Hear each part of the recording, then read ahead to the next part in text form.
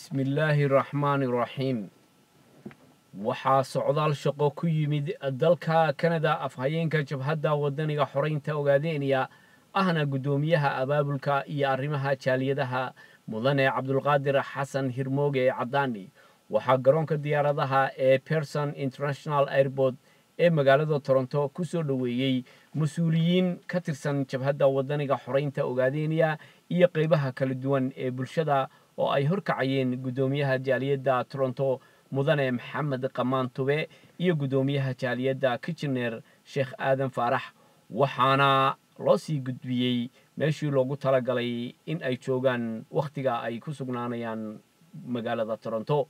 gudoomiyuhu wuxuu gudagalay hawlihiisa shaqo wuxuuna si gooni ah ula kulmay qaybaha kala duwan ee bulshooyinka Soomaaliyeed iyo bulshada Soomaalida Ogaadeniya wuxuuna ka qayb galay munaasabad loogu talagalay aasaaskii 13aad ee jabhadda wadaniga xoreynta Ogaadeniya laguna qabanayay magaalada Toronto wuxuuna halka ka soo jeediyay khudbad aad u qiimo badnayd oo ka warbixinaysay siyaasadda bariga Afrika tajooxo iyo gudaha Ogaadeniya waxa hadda ka socda runtiina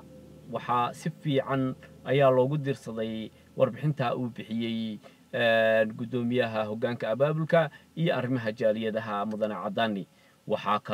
waxaa kaloo halka hadallo dhaxalgal ah ka soo jeediyay oday dhaqameedyo ka soo jeeda Soomaalida Ogaadeniya kuna nool gobolka Ontario sidoo kale ururka haweenka Soomaalida Ogaadeniya iyo ururka OYSU dhalinyarada Soomaalida Ogaadeniya iyo waxgarad Soomaaliyeed iyo waxgaradka Soomaalida Ogaadeniya runtii gudoomiyuhu wuxuu carabka ku dhuftay in uu socdaalkiisan ku soo kala bixin doono dhammaan jaaliyadaha Soomaalida Ogaadeniya ee ka howlgala dalka Canada wuxuuna yidhi waxaan aadi doonaa